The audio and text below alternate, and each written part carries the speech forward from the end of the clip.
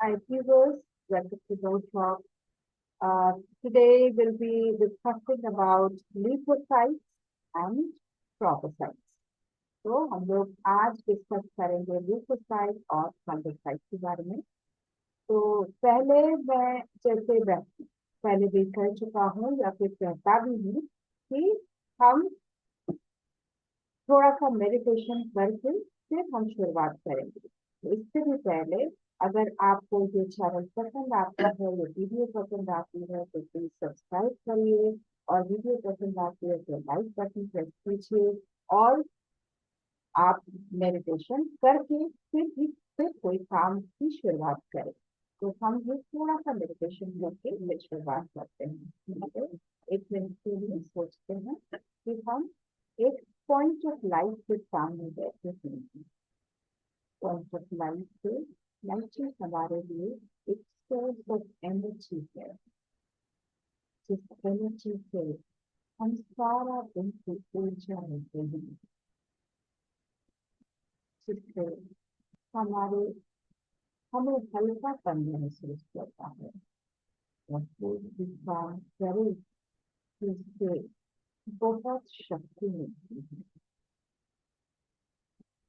कोई भी पढ़ाई को दिमाग में रखना चाहे तो वो रह ही जाता है। दिमाग हल्का होने से हम ज्ञान को अच्छी तरह से कर पाते हैं और अच्छी तरह से उसको रिटेन कर पाते हैं। तो इसकी पॉजिटिव सोच के साथ, पॉजिटिव एनर्जी के साथ हम आज की शुरुआत करते हैं। ल्यूकोसाइट, जिसको हम लोग WBC भी कहते हैं या फिर व्हाइट ब्लड सेल भी कहते हैं। तो पिछले वीडियो में हमने क्या पढ़ा था? पिछले वीडियो में हम एरिथ्रोसाइट्स के बारे में पढ़े थे, जिसको रेड ब्लड सेल्स भी कहा जाता है। तो ये हम लोग ब्लड का चैप्टर पढ़ रहे हैं। तो ल्यूकोसाइट्स आते हैं कहाँ से? ल्यूकोसाइट्स का फॉर्मेशन को क्या कहते हैं? फॉर्मेशन प्रोसेस को कहते हैं ल्यूकोपोएसिस। ल्यूकोपोएसिस। तो न्यूक्लिएटेड जो सेल्स है, ये ल्यूकोसाइट्स न्यूक्लिएटेड सेल्स है, मतलब इसमें न्यूक्लियस पाया जाता है। इसका साइज रेंज करता है 8 to 20 माइक्रो। दो साइज का ल्यूकोसाइट होता है, ए ग्रैन्युलोसाइट और ग्रैन्युलोसाइट। तो ए ग्रैन्युलोसाइट में भी दो तरह का होता है, लिम्फोसाइट और मोनोसाइट। लिम्फोसाइट, इसका शेप राउंड होता है और स्लाइटली इंडेंटेड न्यूक्लियाई। इसका न्यूक्लियाई थोड़ा सा अंदर में घुसा हुआ रहता है, थोड़ा सा एक इंडेंट रहता है, एक जैसे बीन्स में रहता है ना, थोड़ा सा अंदर बीन का शेप जैसे एक साइड में थोड़ा सा अंदर रहता है, तो उसी टाइप का। और मोनोसाइट ये है, इसमें ज्यादा इंडेंट रहता है।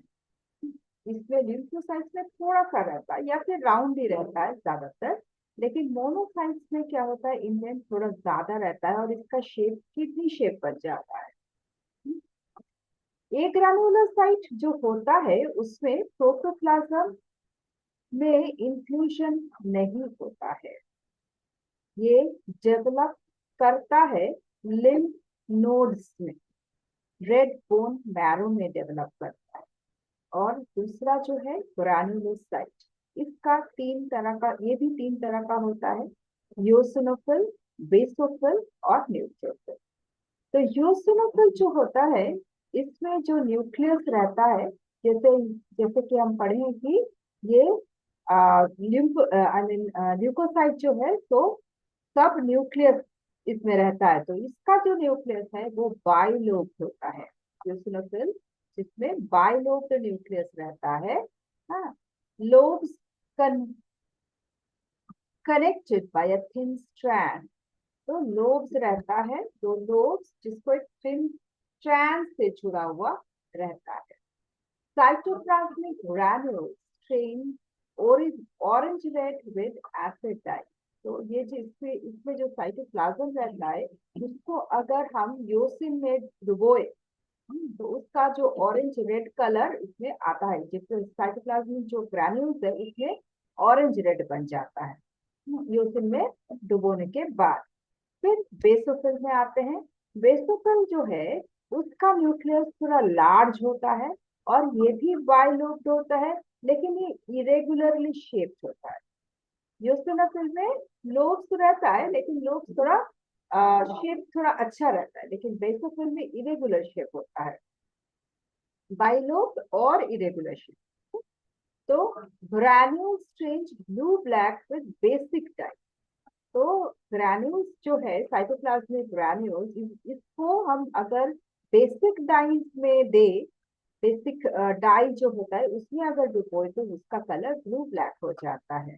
और यूसिनोफिल को हम अगर एसिड डाई में दे तो वो ऑरेंज रेड कलर का बन जाता है। न्यूट्रोफिल में न्यूक्लियस 2 से 6 लोब का होता है और वो कनेक्टेड रहता है बाय वेरी थिन स्ट्रैंड, बहुत पतला पतला स्ट्रैंड में रहता है। Granules change with neutral dyes. Granules में स्ट्रेन कितना रहता है, न्यूट्रल डाइज में इसको स्ट्रेन किया जा सकता है साइटोप्लाज्मिक ग्रैन्यूल्स को। तो यूसिनोफिल को एसिड डाई में स्ट्रेन किया जाता है, बेसोफिल को बेसिक डाई और न्यूट्रोफिल को न्यूट्रल डाई। ठीक है, तो याद रहना इजी हो जाता है ना। तो फिर ग्रैन्युलर साइट्स में आता है have they have conspicuous granules in the cytoplasm। तो साइटोप्लाज्मिक ग्रैन्यूल्स जो होता है इसमें, ग्रैन्यूल्स जो रहता है इसमें आई मीन एक ग्रैन्युलर साइट्स में, तो ये ग्रैन्युलर साइट्स इसी से नाम पड़ा है इसका कि साइटोप्लाज्म में इसमें कॉन्स्टिट्यूएंट ग्रैन्यूल्स रहता है। और ए ग्रैन्युलर साइट्स में क्या होता है, उसमें ग्रैन्यूल्स नहीं रहता, इसमें लोब्ड न्यूक्लियाई रहता है। ग्रैन्युलर साइट्स में न्यूक्लियाई लोब्ड रहता है और develop from red bone marrow, ये सिर्फ रेड मैरो में बनता है। लेकिन ए ग्रैन्युलर साइट्स लिम्फ नोड्स में भी बनता है, रेड बोन मैरो में भी बनता है। ठीक है, कैरेक्टरिस्टिक्स क्या है, leukocytes perform the role in the defence of the body due to the following features. तो ल्यूकोसाइट्स में मेन फंक्शन जो है वो डिफेंस मैकेनिज्म में काम करती है, बॉडी का डिफेंस मैकेनिज्म में काम करती है। वो डिफेंड करता है बॉडी को किसी भी जर्म्स पे, कोई इंजुरी से, कोई फॉरेन सब्सटेंस से इसको डिफेंड करता है, मतलब बचाता है। तो किस क्या क्या फीचर्स है इसमें जो कि ये डिफेंड कर सकता है। फर्स्ट आता है एमीबॉयड मूवमेंट। ल्यूकोसाइट्स मूव करता है, एक जगह से और एक जगह मूव करता है एमीबा की तरफ। एमीबा कैसे मूव करता है, वो अपना सूडोपोडियम फॉल्स फुट निकाल के उसमें प्रोटोप्लाज्मिक जो प्रोजेक्शंस मिलता है, सूडोपोडिया बनता है, उससे वो मूव करता है एक जगह से दूसरी जगह। तो ये ल्यूकोसाइट भी दूसरी जगह जब मूव करता है सूडोपोडिया निकाल के ही मूव कर सकता है। ठीक है, सेकंड आता है डायापेडिक्स। ये क्या करता है, leukocytes can squeeze out of the single layered epithelial tissue. तो ल्यूकोसाइट्स जो वेसल्स है, बॉडी का वेसल्स है, ब्लड वेसल्स है, उसमें जो सिंगल लेयर्ड एपिथेलियल टिश्यू है उसमें वो स्क्वीज करके निकल जाता है, तो उसी को हम लोग डायपेटिस कहते हैं। फिर फैगोसाइटिस। फैगोसाइटोसिस क्या होता है, ये खाना को, कोई भी फॉरेन सब्सटेंस को, बैक्टीरिया को, जर्म्स को, खाना मतलब इधर ये digest I mean foreign substance जो होता है, तो इसको इनगल्फ करता, निगल लेता है और इसको डाइजेस्ट करता है, दैट इज कॉल्ड फैगोसाइटोसिस। कोई भी, इसीलिए ये डिपेंड कर सकता है, कोई भी फॉरेन सब्सटेंस मिला, कोई भी बैक्टीरिया से जर्म्स मिला जो बॉडी के लिए हानिकारक है, उसको क्या करता है, ये व्हाइट ब्लड सेल्स और ल्यूकोसाइट्स क्या करता है, इसको निगल लेता है, निगल के और उसको डाइजेस्ट करता है, तो ये मर जाता है। तो इसी तरह से वो डिपेंड करता है। तो मेन फंक्शन क्या हो गया, डिफेंस। फैगोसाइटोसिस की तरह से कर सकता है। Neutrophils and monocytes actively phagocytic है, तो न्यूट्रोफिल्स और मोनोसाइट्स एक्टिवली फैगोसाइटिक है, मतलब वो एकदम एक्टिवली कोई भी अगर जर्म्स आए या फिर फॉरेन सब्सटेंस उसको मालूम पड़ रहा है तो तुरंत उसको निकल लेता है. During an inflammation due to localized germs invasion or due to a tissue injury, sorry, leukocytes squeeze through the water of the blood vessels, sorry, through the walls of the blood vessels by diabetes and destroy the germs by phagocytosis. तो क्या होता है अगर कभी inflammation हो गया किसी germs की वजह से, कहीं पे भी जर्म्स अटैक किया तो उसमें कहीं पे इन्फ्लेम हो गया या फिर कोई इंजुरी हुआ है वहां से जर्म एंटर किया है बॉडी में, तो ल्यूकोसाइट क्या करता है, ये जो ब्लड वेसल्स का वॉल है उसमें से स्क्वीज करके निकल जाता है डायबिटीज की तरह. तो वो निकल जाता है और जर्म्स को फैगोसाइटोसिस के प्रोसेस से उसको निकल लेता है और डिस्ट्रॉय करता है. Associated with the wounds and inflamed sites, a sticky fluid is found, which is composed of mainly dead WBC and destroyed tissue cells by bacteria. तो जब अगर वुंड होता है कहीं पे खरोच आ जाए, बहुत ज्यादा कट हो गया है, इन्फ्लेम्ड हो गया जगह पे, तो एक स्टिकी फ्लूइड निकलता है वहां से, जिसको हम लोग पस कहते हैं. येलो कलर्ड एक कलर का फ्लूइड जैसा निकलता है, व्हाइट पूरा नहीं, क्रीम या येलो कलर फ्लूइड निकलता है, तो उसको पस बोलते हैं. तो वो क्या होता है, उसमें कंपोजिशन क्या रहता है, जनरली डेड डब्ल्यूबीसी रहता है, जो कि मर गया है, वो व्हाइट ब्लड सेल्स जो डिस्ट्रॉय हो गया है, वो डिस्ट्रॉयड टिश्यू सेल्स, जो बैक्टीरिया जो टिश्यू सेल्स को डिस्ट्रॉय कर दिया है वो सब रहता है. तो व्हाइट ब्लड सेल्स रहता है जो मर गया है, और जो टिश्यू सेल्स बैक्टीरिया ने डिस्ट्रॉय किया है वो सब रहता है उस वक्त. ठीक है. सेकंड आता है function, production of antibodies and antitoxins. तो क्या करता है, ये जो व्हाइट ब्लड सेल्स होता है ये एंटीबॉडीज और एंटीटॉक्सिन्स निकालता है body. Lymphocyte specially produce antibodies. तो व्हाइट ब्लड सेल्स लिम्फोसाइट क्या प्रोड्यूस करता है, antibodies, while basophils and eosinophils produce antitoxins. तो basophils and eosinophils antitoxins produce करता है, एंटीबॉडीज सारा लिम्फोसाइट की एंटीबॉडीज प्रोडक्शन करने में माहिर है. which are the chemical substance that neutralize bacteria products that therefore have a detoxifying effect. तो ये जो एंटीटॉक्सिन्स बोले, एंटी बॉडीज बोले, सब क्या है, एक केमिकल सब्सटेंस है जो कि बैक्टीरिया प्रोडक्ट्स को, जो बैक्टीरिया इन्वेड किया है उसको न्यूट्रलाइज करने में काम आते हैं, और इसीलिए वो डिटॉक्सिफाइंग इफेक्ट देता है. टॉक्सिक इफेक्ट देता है बैक्टीरिया, पॉइजनस इफेक्ट, और इसको डिटॉक्सिफाई करता है ये एंटीबॉडीज और एंटीटॉक्सिन्स. तो इम्यूनिटी, थर्ड फंक्शन है immunity. Lymphocytes mainly constitute the immune system as it can resist injection. Lymphocytes क्या करता है, कॉन्स्टिट्यूट करता है इम्यून सिस्टम. जैसे ये कोई भी डिफेंस सिस्टम में काम आता है ना, तो इम्यून सिस्टम हमारा बढ़ाता है, मतलब बॉडी खुद ही प्रोटेक्ट कर सकता है अपने कोई भी फॉरेन सब्सटेंस से कोई भी जर्म्स एंट्री होता है. तो ये कैसे करता है ये बताया गया है अभी, फैगोसाइटिक मूवमेंट से, डायबिटीज से, ये सब से क्या करता है, लिम्फोसाइट फाइट बैक करता है जर्म्स के साथ, ताकि इन्फेक्शन हो ही नहीं. ठीक है. तो abnormal infection, sorry abnormal increase in WBC count, अगर बहुत ज्यादा डब्ल्यूबीसी काउंट बढ़ गया, मतलब व्हाइट ब्लड सेल्स बढ़ गया, तो इसको कहते हैं ल्यूकोसाइटोसिस. ठीक है. और बहुत ज्यादा कम हो गया डब्ल्यूबीसी काउंट में, तो उसको कहते हैं ल्यूकोपीनिया. ल्यूकोपीनिया. तो नेक्स्ट आता है एंटीजन और एंटीबॉडी का डिफरेंस.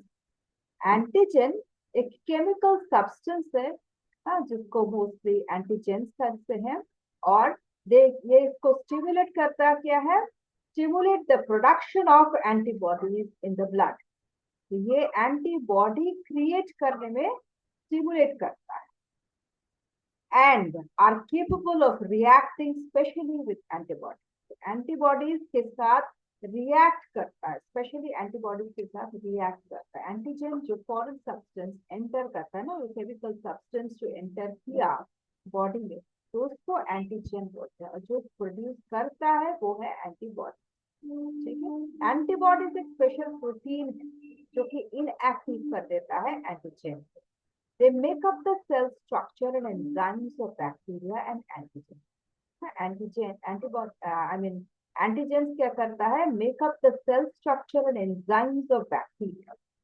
बैक्टीरिया का सेल स्ट्रक्चर और एंजाइम बनाता है, एंटीजेंस का सेल स्ट्रक्चर एंजाइम बनाता है, एंटीबॉडीज उसको इनएक्टिव कर देता है। ठीक है, अब आते हैं थ्रोम्बोसाइट्स में, जिसको हम लोग प्लेटलेट्स भी बोलते हैं। ये और ओवल और स्पेशल सेल्स है। ओवल होता है या फिर कुछ स्पेशल सेल्स है। इसको नंबर बिटवीन 2,50,000 to 4 लाख पर मिलीमीटर क्यूब रहता है। प्लेटलेट्स या फिर थ्रोम्बोसाइट्स जब हमारे बॉडी में रहता है 2.5 लाख से 4 लाख पर मिलीमीटर क्यूब ऑफ ब्लड में। ठीक है, लाइफ स्पैन जिसका है 5 से 9 दिन only. Produced from giant cells in the red bone marrow. तो कहाँ से प्रोडक्शन होता है इसका? रेड बोन मैरो में तो होता है, लेकिन रेड बोन मैरो में जो जाइंट सेल्स है उसमें से प्रोड्यूस होता है। Human and mammalian platelets do not have. Human और जो मैमेलियन थ्रोम्बोसाइट्स है उसमें न्यूक्लियर नहीं पाया जाता। इसका भी मूवमेंट ल्यूकोसाइट की तरह फैगोसाइटोटिक होता है, also capable of movement by producing pseudopodia. तो सूडोपोडिया से भी ये मूव कर सकता है, मतलब एमीबॉयड मूवमेंट भी इसका होता है। एमीबॉयड मूवमेंट भी इसका होता है। Adhere to the foreign substances and clump together under various. तो क्या करता है? फॉरेन सब्सटेंसेस के से जुड़ जाता है, उसको क्लम्प कर लेता है।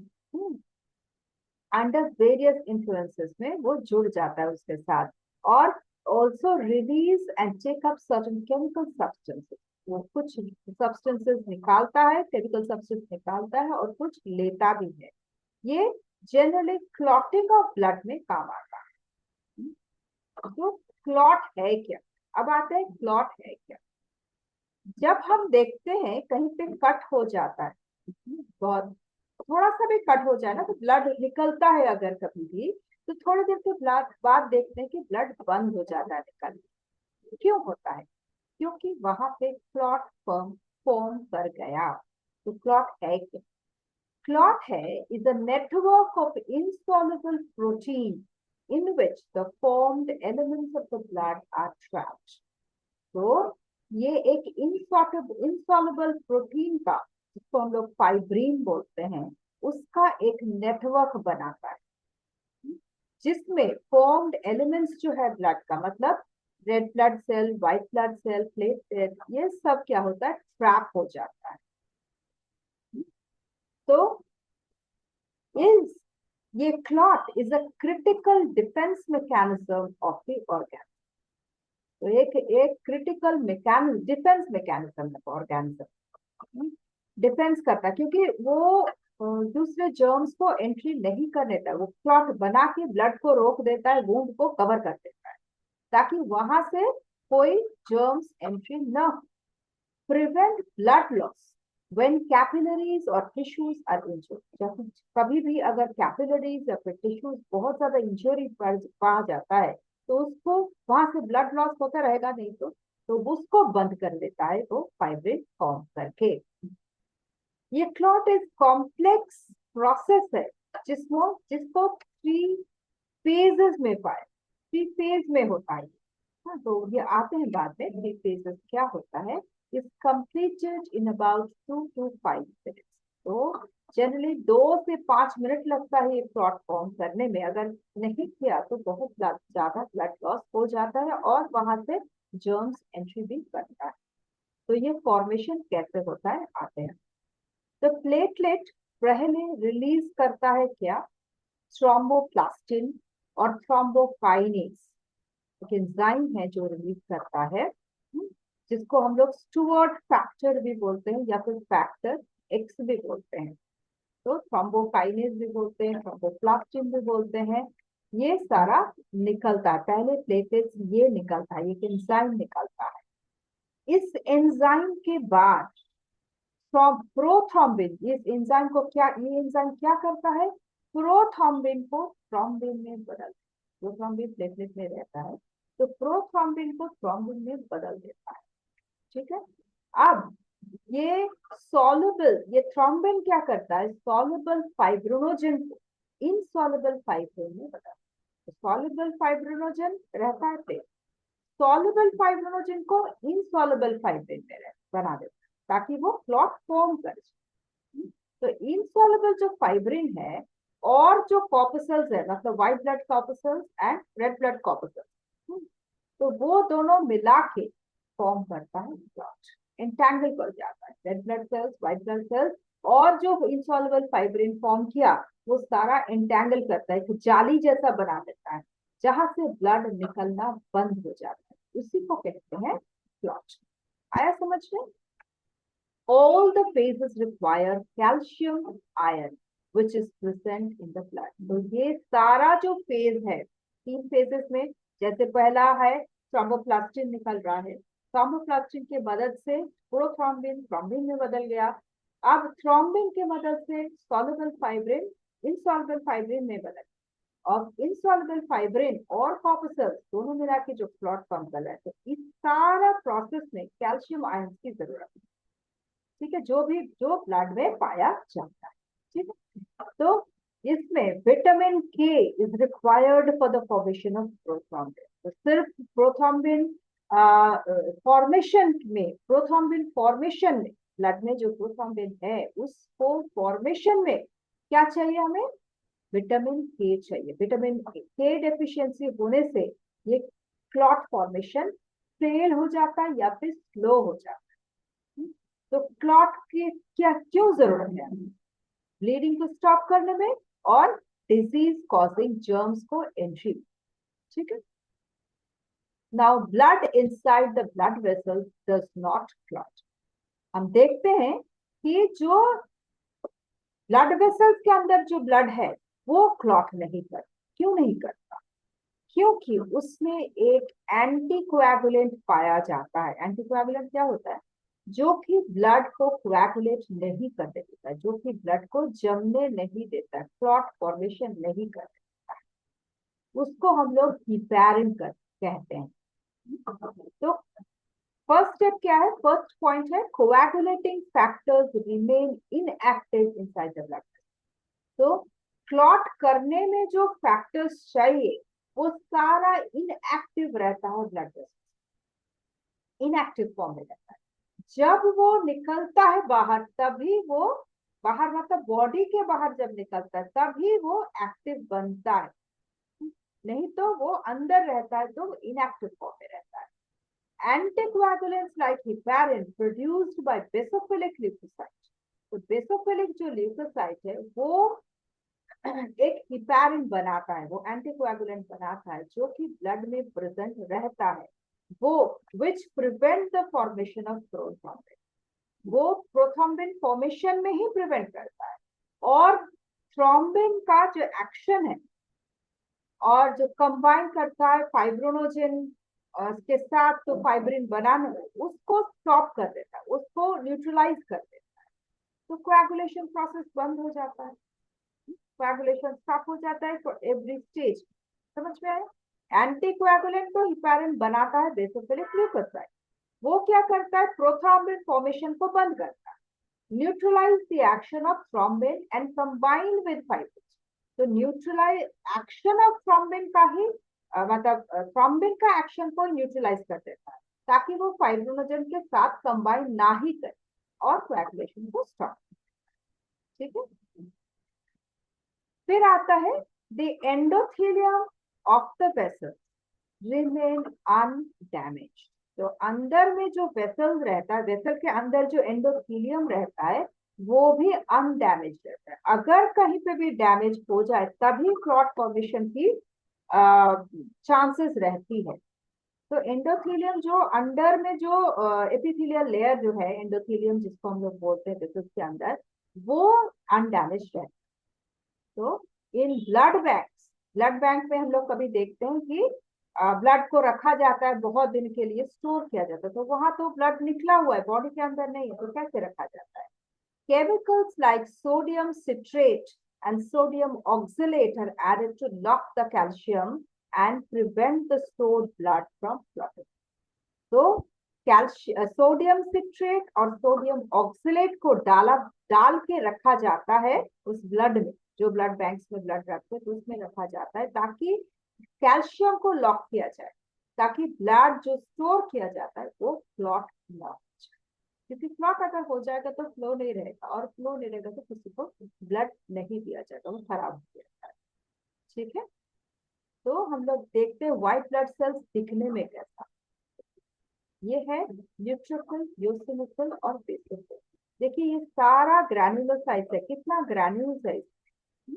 और यूसिनोफिल देखिए ये डाइलोब्ड है, दो लोब्स है, ये एक है, दूसरा एक है, थिन लेयर से ये अटैच रहता है चश्मे की तरह। ये देखिए बेसोफिल में है थोड़ा सा इंडेंट, एक किडनी शेपेड बन गया है। और ये न्यूट्रोफिल है, बहुत सारा लोब्स है, और सारे सारे में दिखाया गया है कि इसमें चेंज किया गया है। और देखिए ये यूसिनोफिल थोड़ा ऑरेंज रेड कलर का दिख रहा है, ये न्यूट्रल है, न्यूट्रल डाई से है, ये ब्लू ब्लैक दिख रहा है बेसोफिल।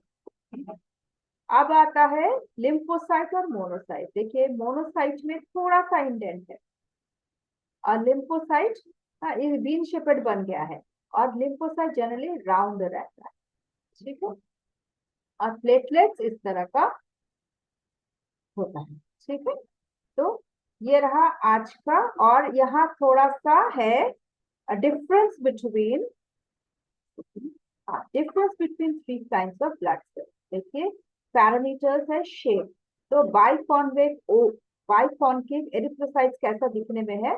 बाइकॉन्केव और oval disc shape like in shape. Leukocytes है इरेगुलर एमीबॉइड शेपेड, ल्यूकोसाइट्स का एमीबॉइड शेप होता है, और थ्रोम्बोसाइट्स का माइन्यूट ओवल राउंड शेपेड होता है। और न्यूक्लियस अगर डिफरेंस पकड़ा जाए तो यूरिथ्रोसाइट्स का आरबीसी में कोई न्यूक्लियस नहीं होता है, मेच्योर आरबीसी में।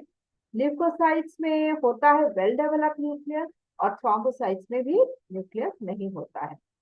पिगमेंट्स में अगर पकड़ा जाए तो एरिथ्रोसाइट्स में रेस्पिरेटरी पिगमेंट जो होता है हीमोग्लोबिन, ल्यूकोसाइट्स में कोई पिगमेंट नहीं, थ्रोम्बोसाइट्स में भी कोई पिगमेंट नहीं।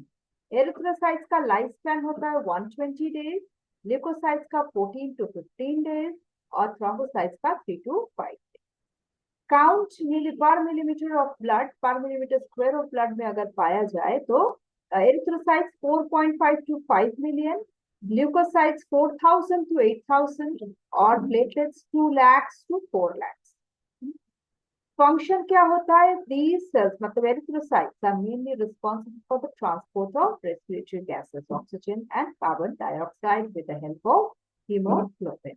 और ल्यूकोसाइट का फंक्शन है जनरली प्रोटेक्शन, एंटीबॉडीज एंटीटॉक्सिन्स निकालता है, इसके वाया ये प्रोटेक्ट करता है बॉडी को, डिस्ट्रॉय जर्म्स करता है by the process of phagocytosis.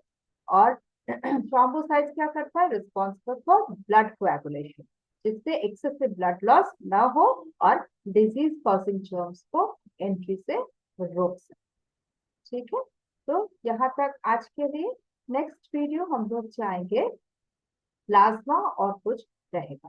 ठीक है, तो तब तक के लिए पढ़ते रहिए, कोई भी डाउट्स हो तो लिखते रहिए, और मेडिटेशन करते रहिए, और समझ के पढ़िए। ठीक है, ये नहीं कि जस्ट पढ़ लिया याद हो गया, याद नहीं रहता जब तक आप समझ में नहीं आएंगे।